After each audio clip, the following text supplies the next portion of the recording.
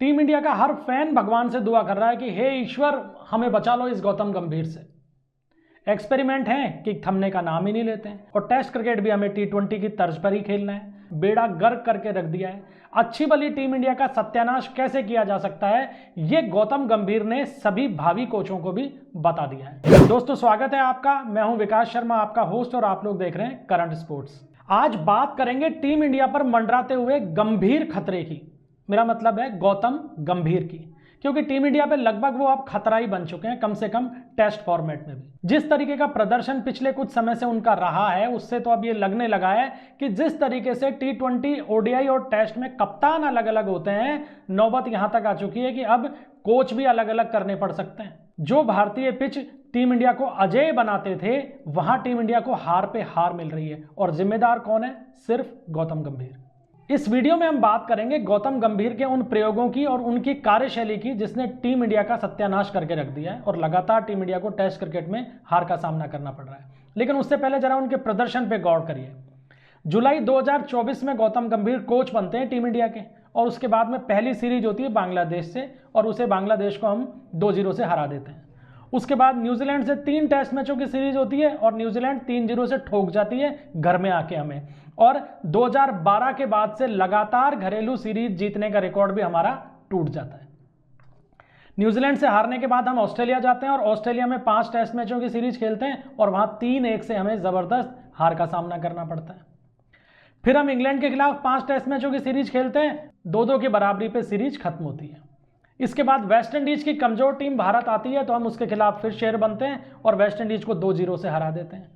और फिर south Africa के खिलाफ टेस्ट सीरीज शुरू हुई है। पहला टेस्ट हम सोच रहे थे जीतेंगे, और साउथ अफ्रीका ने हमें 30 रनों से ठोक दिया, और केवल 124 रनों का टारगेट भी हम अचीव नहीं कर पाए। सीरीज में 1-0 से पीछे हो गए। इस दौरान घरेलू मैदान पे भारत ने 8 टेस्ट खेले, जिनमें से 4 भारत हार चुका है। और इतना शर्मनाक रिकॉर्ड भारत का पिछले 53 सालों के अंदर घरेलू मैदान पे नहीं रहा, जो अब गौतम गंभीर के कोच रहते हुए हो गया है। साउथ अफ्रीका के खिलाफ जो कोलकाता टेस्ट भारत ने हारा है, उसके पिच पे सवाल उठ रहे हैं।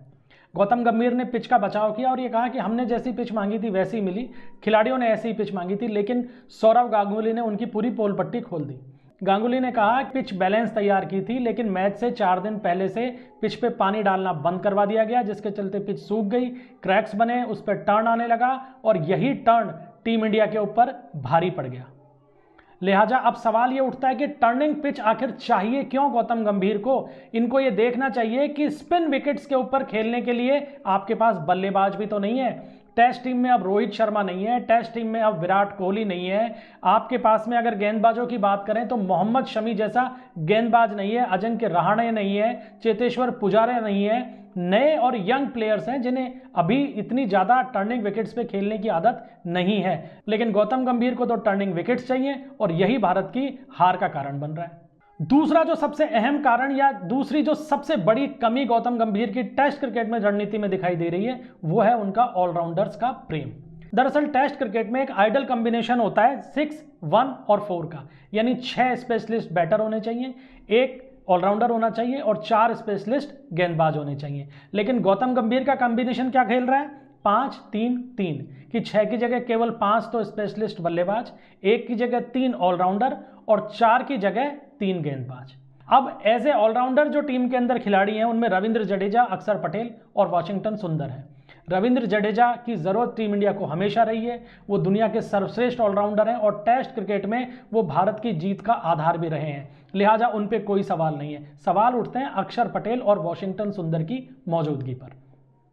अक्षर पटेल और वॉशिंगटन सुंदर बहुत अच्छे बल्लेबाज हैं, बहुत अच्छे गेंदबाज हैं, इन्होंने टीम इंडिया को समय रहते जिताया भी है, लेकिन ODI और T20 में अभी टेस्ट क्रिकेट खेलने का अनुभव इनके पास नहीं है। हालांकि पहले टेस्ट के अंदर इन दोनों ने ही जो रन बनाए वो सबसे ज्यादा रनों में शामिल रहे टीम इंडिया की तरफ से। लेकिन समस्या कहां आ गई कि इन दोनों की उपस्थिति के कारण एक गेंदबाज और एक बैटर टीम इंडिया में कम हो गया, और यही टीम इंडिया के ऊपर पिछले कुछ समय से भारी पड़ रहा है। अगर गेंदबाजों की बात करें तो भारत केवल 3 स्पेशलिस्ट गेंदबाजों के साथ खेल रहा है, बुमराह, सिराज और कुलदीप यादव।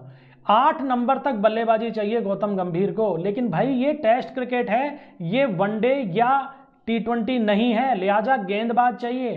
5 दिन का मैच होता है, आपको जिताने के लिए गेंदबाज चाहिए, लेकिन एक स्पेशलिस्ट गेंदबाज की तो कमी है। शमी पूरी तरीके से फिट है, लेकिन अजीत अगरकर और गौतम गंभीर नाम के ये 2 शख्स हैं, ये शमी को टीम में शामिल नहीं करना चाहते। गौतम गंभीर को शमी को मौका देना चाहिए, क्योंकि चौथा स्पेशलिस्ट गेंदबाज आपको स्क्वाड में चाहिए। इसी तरह अगर बल्लेबाजों की बात करें तो 6 की जगह 5 स्पेशलिस्ट बल्लेबाजों से हम खेल रहे हैं। पहले टेस्ट के अंदर साउथ अफ्रीका के खिलाफ यशस्वी, केएल राहुल, गिल, पंत और जडेजा को 50-50 माना जा सकता है स्पेशलिस्ट बल्लेबाज, वो एक ऑलराउंडर है।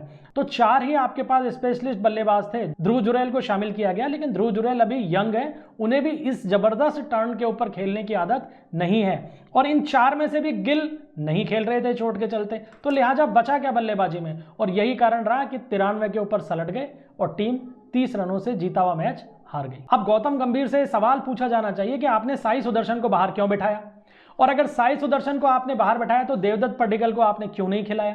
आपने नंबर 3 के ऊपर वॉशिंगटन सुंदर को उतार दिया। वो स्पेशलिस्ट बल्लेबाज की जगह है, जो नंबर जिस खिलाड़ी का है उसको खिलाइए। तो बल्लेबाजी में, गेंदबाजी में ये प्रयोग बंद कीजिए गौतम गंभीर। ऑलराउंडर्स का प्रेम जो है वो T20 और वनडे के लिए होता है। टेस्ट क्रिकेट का जो फॉर्मेट है वो बल्लेबाजों और गेंदबाजों के लिए होता है। आपको ये समझना पड़ेगा। सिराज, बुमराह, कुलदीप के अलावा आपको चौथा गेंदबाज खिलाना पड़ेगा। टीम इंडिया पे आपको प्रयोग बंद करने पड़ेंगे, और नहीं तो शायद समय आ गया है कि BCCI को अपना कोच बदल देना चाहिए। आज के वीडियो में इतना ही। आगे फिर किसी सब्जेक्ट को लेकर आपके सामने उपस्थित होंगे। ये वीडियो अगर पसंद आए तो लाइक कीजिए, शेयर कीजिए और चैनल को सब्सक्राइब करना ना भूलें। अगले वीडियो में फिर मिलते हैं, तब तक के लिए इजाज़त दीजिए। जय हिंद, जय भारत।